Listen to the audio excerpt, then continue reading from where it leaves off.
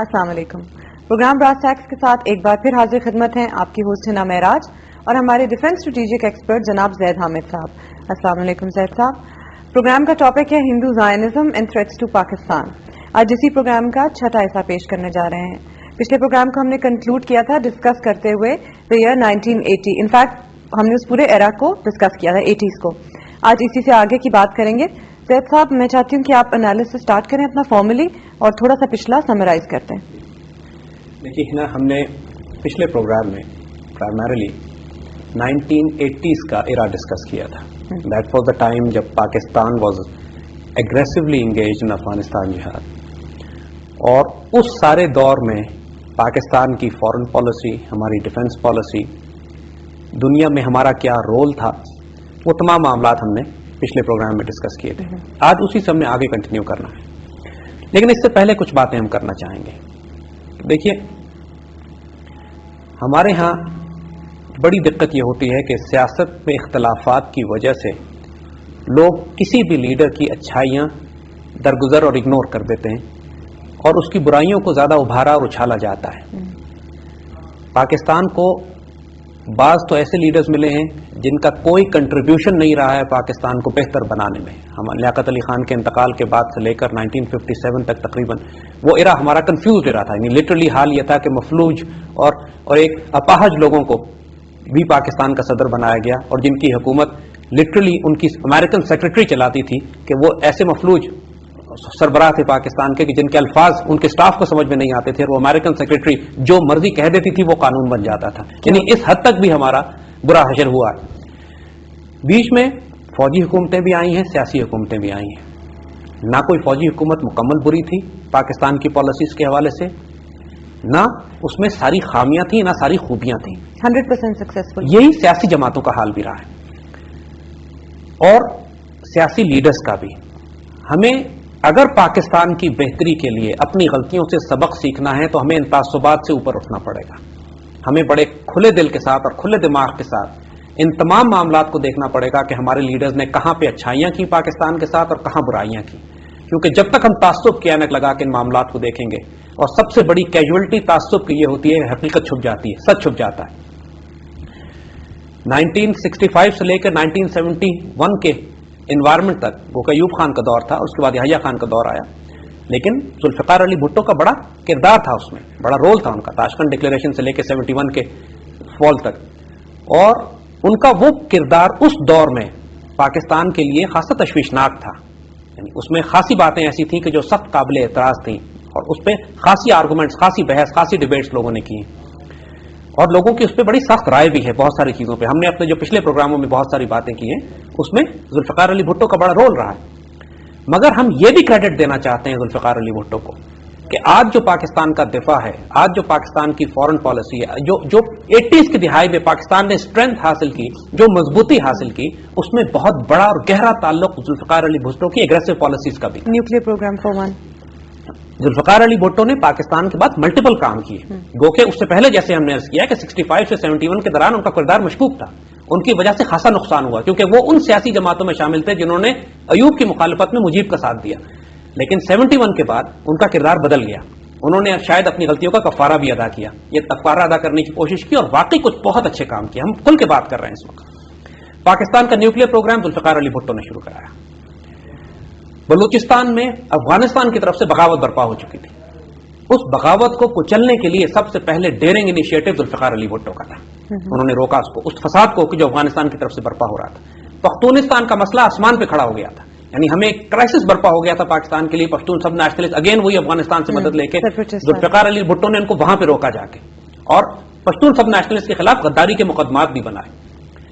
मुस्लिम दुनिया में पहली मरतबा आलम इस्लाम की OIC कॉन्फ्रेंस कराई, जो लाहौर में उन्होंने कॉन्फ्रेंस अरेंज कराई, 74 की मशहूर, और उसके अंदर एक पाकिस्तान का बड़ा मेजर रोल निकल कर सामने आया।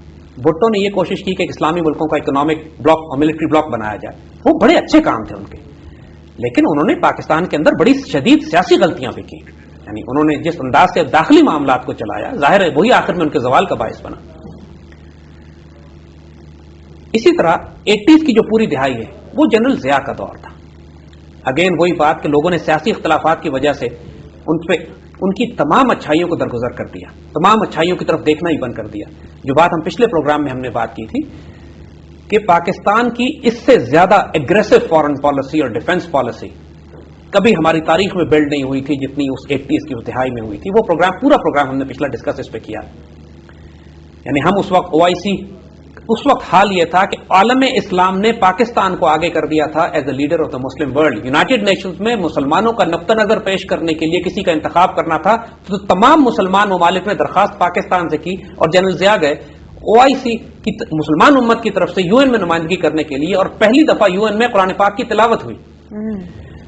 اسی طریقے سے جیسے ہم نے عرض کیا ایران عراق کا مسئلہ ہو، مصر کو باہر نکالنے کا مسئلہ OIC سے، ان تمام جگہ پاکستان رول ادا کر رہا تھا. ہم پورا کریڈٹ دیں گے بھٹو کو، اس کا انیشیٹو پاکستان کی طرف سے بھٹو نے لیا تھا اور جنرل ضیاء نے اس پالیسی کو کنٹینیو کر کے میراج پہ پہنچایا.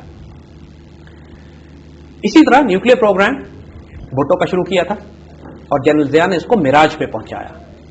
آپس کے اختلافات کے باوجود پاکستان کے معاملے میں یہ پالیسیز، فنڈامنٹل پالیسی جو پاکستان کی سیکورٹی اور ڈیفنس کے حوالے سے، اس کو تبدیل نہیں کیا گیا. اور وہ تو بڑی اگریسو پیریڈ تھا ہمارا کہ جب ہم نے انڈیا کو بھی ایک طرف روکے ہوا تھا، روس کو تو ہم نے توڑ کے ہی ختم کر دیا، امریکہ کے ساتھ بھی پیرٹی پہ ہم نے بات کی ہوئی تھی، چین کے ساتھ ہماری دوستی تھی، اور OIC اور مسلم امت کے ہم لیڈر بن چکے تھے. De facto leader Pakistan was recognised and acknowledged being a nuclear power, اور ایٹ دا سیم ٹائم جو اگریسو پالیسی ہماری اس وقت کی حکومت نے اڈاپٹ کی تھی ایز اے اسٹرینتھ تھی ہماری. اسی وجہ سے اسرائیل نے اور انڈینز نے اس وقت شدید حملے کیے اور کوششیں کی پاکستان کے نیوکلیئر پروگرام کو تباہ کرنے کے لیے. وہ بات ہم ڈسکس کر چکے ہیں. 88 میں جنرل ضیاء کا کریش ہو جاتا ہے.